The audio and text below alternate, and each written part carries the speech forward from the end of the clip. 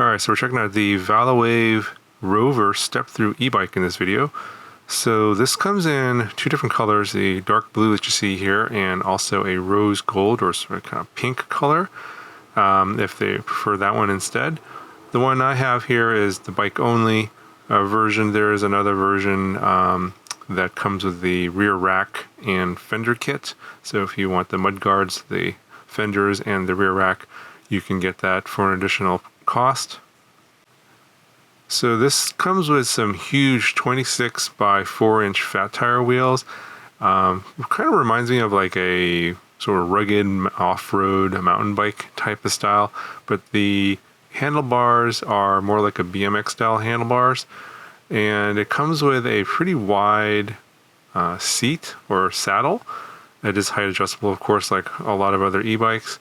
So I would think this is more like a cruiser with like sort of an off-road capability. Obviously, you can't take it mountain biking if you want. I think it can handle it.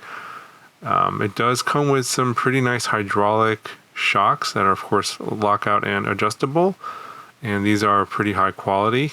Of course, we've got hydraulic disc brakes on this as well, 160 millimeter rotors. These are Logan hydraulic disc brakes. In the rear, of course, we've got the Bafang 750 watt geared hub motor.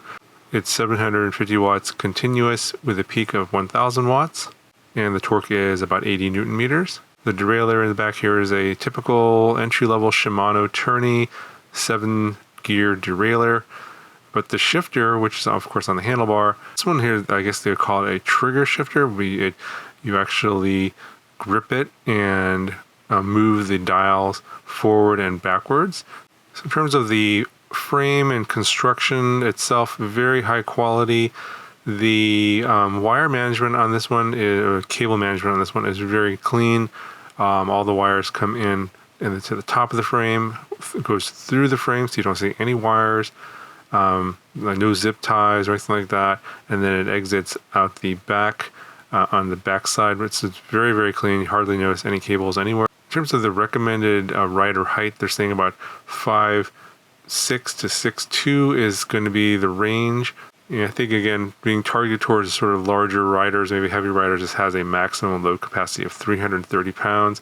And the whole bike only weighs, with the battery, only about 70.5 pounds, which is kind of nice. So the battery that's in here is pretty big, which is going to give you a lot of range. It's a 48 volt, 15 amp hour lithium-ion battery. It supposedly has LG cells in it. Total energy of 720 watt hours. It does include a charger, 48 volt, 2 amp charger.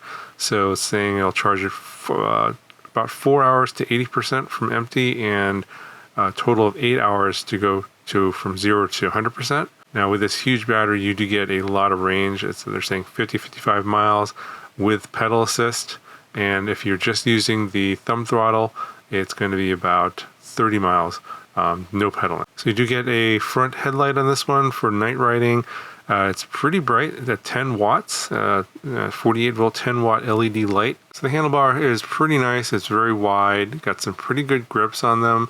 And I like the width of the handlebars in terms of having good control of the bike wheel, because it is a big wheel. I think the width of it is adequate. And because of the way the handlebar is sort of shaped and sloped back a little bit, you can kind of sit a little bit higher up with your back a little bit straighter up than compared to some other bikes where the handlebars are more forward. So if you're worried about your back, this one seems to be okay in terms of the angle.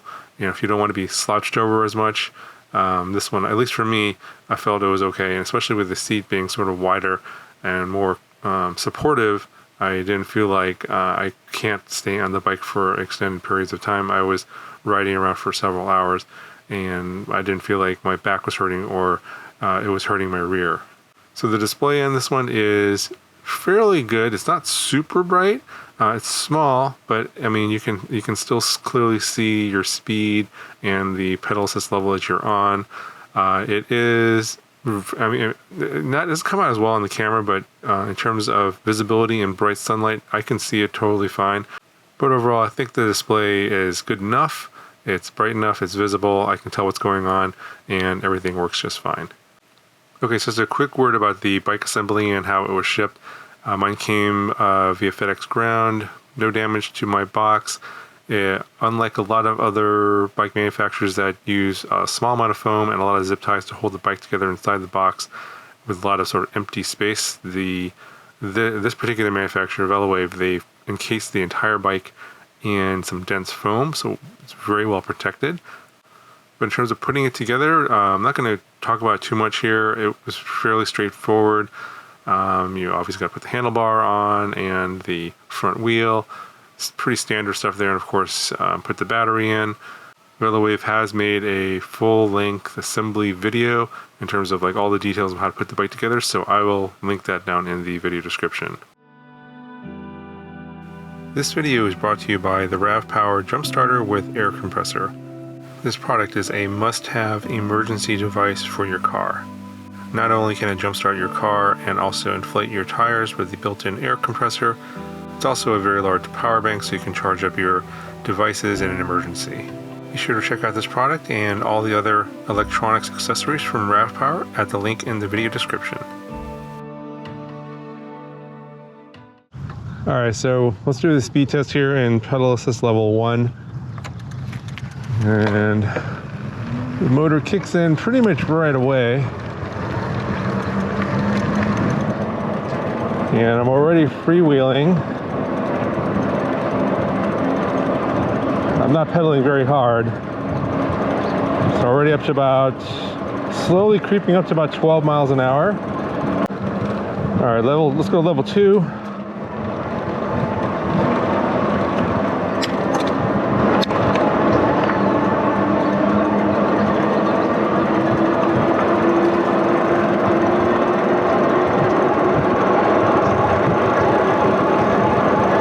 We're already at about 16 miles an hour.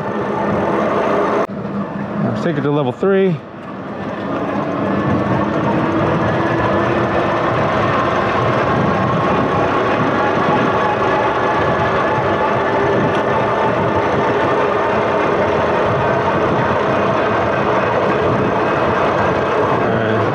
topping out at around 18 miles an hour on level 3. All right, let's go to level 4.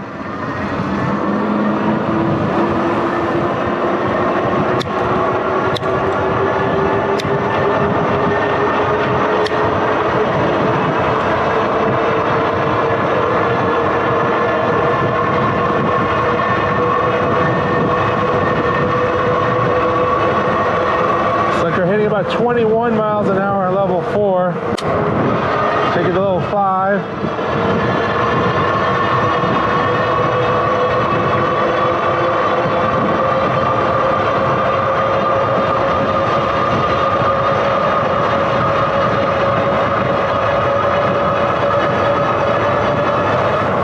Alright, about 24 miles an hour on level 5.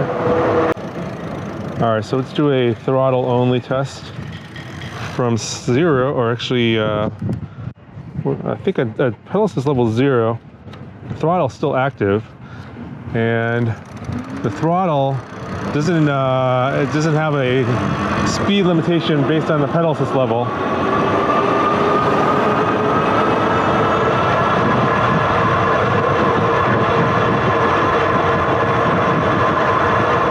So on throttle only, we're maxing out at around 19.5.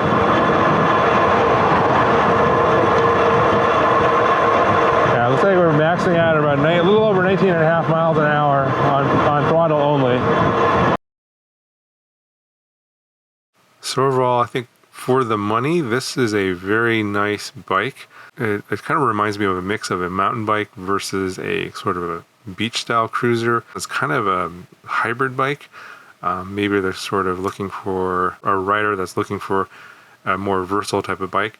Now overall, it rides really nice. It's nice and smooth. I didn't have any issues with the brakes or any kind of creaks or anything rattling around. Everything generally worked very well and as expected, and had plenty of power.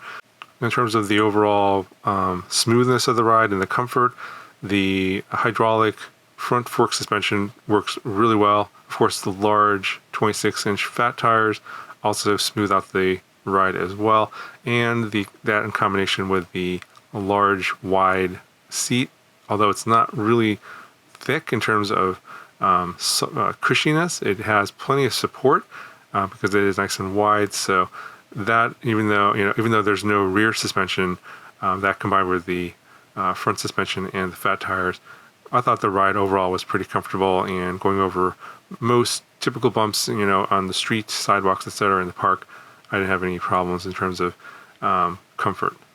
Anyway, it's going to cover for this video. If you got any questions, let me know. Link down in the video description if you want to check out the bike. Talk to you guys in the next one.